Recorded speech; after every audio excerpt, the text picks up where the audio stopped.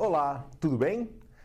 Hoje estamos aqui para conversarmos um pouco a respeito do que foi a Baixa Idade Média, um período de tempo que se estende entre os séculos X, aproximadamente, e o século XV, quando a Europa passa por profundas modificações e a partir de 1453, a data que foi convencionada pelos historiadores, ocorre a transição daquilo que a gente chama de Idade Média para aquilo que se convencionou denominar Idade ou Era Moderna.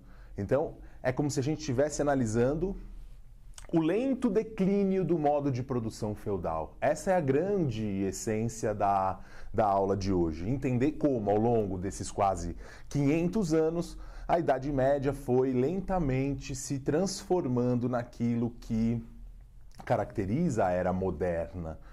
Isso ajuda a gente a entender a própria lógica do processo histórico.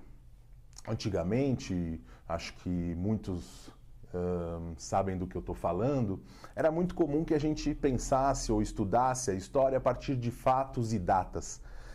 Hoje, a gente pensa a história muito mais a partir de processos do que propriamente dos fatos e acontecimentos pontuais. Não que eles não tenham importância, veja bem, todos os fatos e acontecimentos compõem aquilo que aqui denominamos processo histórico.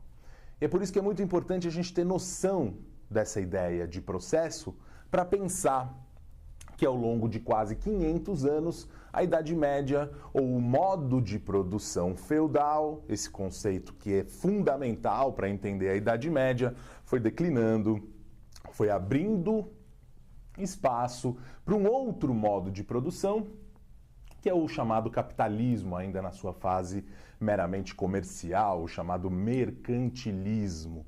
Então é um pouco isso que a gente precisa entender. Esses 500 anos que vão de aproximadamente século X ao século XV, a Europa se transforma. E essa transformação tem a ver com alguns acontecimentos que a gente vai pontuar a partir de agora.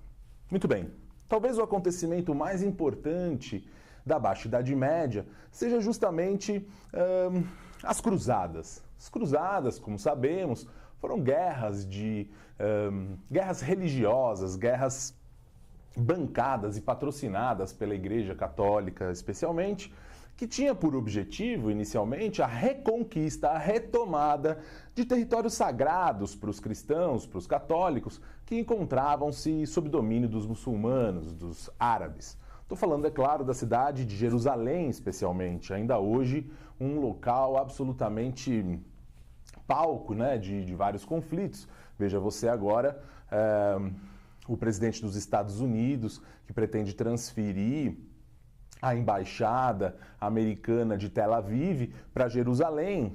O novo presidente eleito do Brasil também veio com essa ideia, ou seja, a gente tem aí uma região que é, né, o Oriente Médio, onde se encontra a cidade histórica de Jerusalém, é uma região de disputa, é uma cidade sagrada para todas as religiões.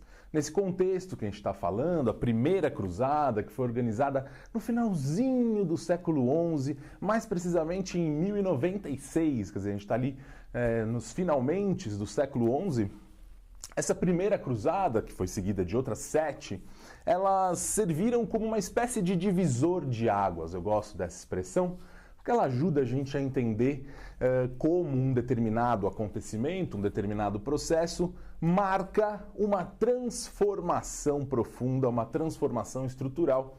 E é justamente o que as cruzadas acabaram gerando no âmbito europeu, na realidade daquela Europa que se fechou em si mesma durante o período da Alta Idade Média, ou seja, do século V até o século X. A gente pode dizer que as cruzadas funcionam como uma espécie de divisor de águas, justamente pela possibilidade que os europeus tiveram, nesse contexto histórico, de romper com o isolamento que a Europa construiu ao longo desses 500 primeiros anos de Idade Média, chamada Alta Idade Média, aquele contexto que a gente já analisou, que tem a ver com a queda de Roma, que tem a ver com a feudalização do mundo europeu.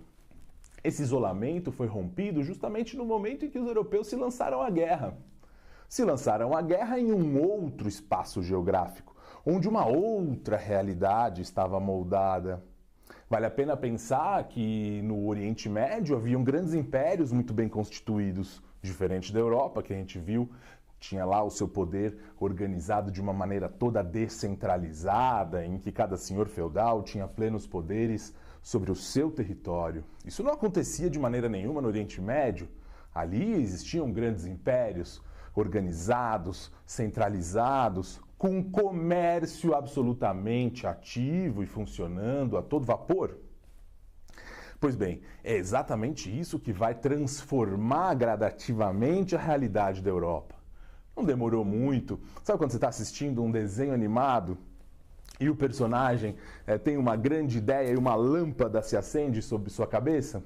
Pois é, essa lâmpada não demorou muito para acender sobre a cabeça de algum europeu que, ao observar aquela realidade com a qual se depararam, ao perceberem que muitas das mercadorias disponíveis para comercialização nessa região do Oriente Médio simplesmente não existiam na Europa.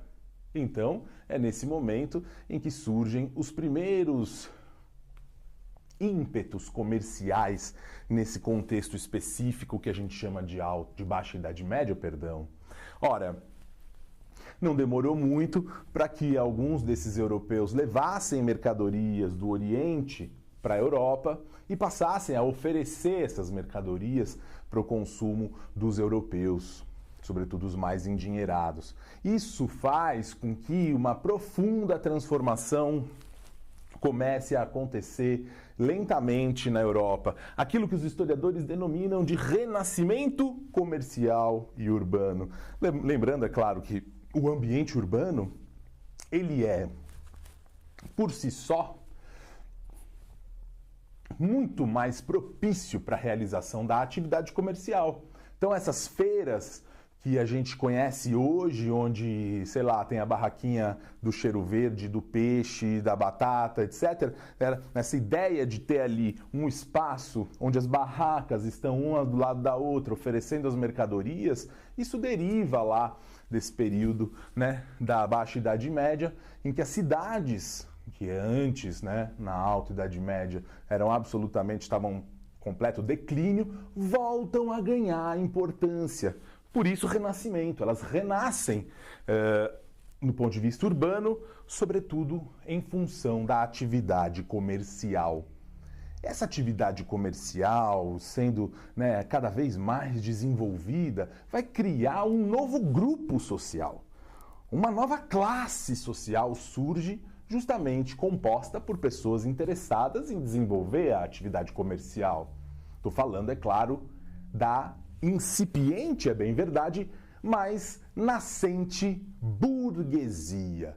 Não por coincidência recebem esse nome. As cidades com o sufixo burgo eram muitas na Europa.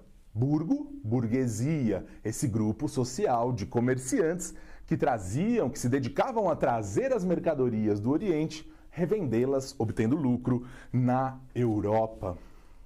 Essa é a grande transformação que ocorre na Europa ao longo da Baixa Idade Média.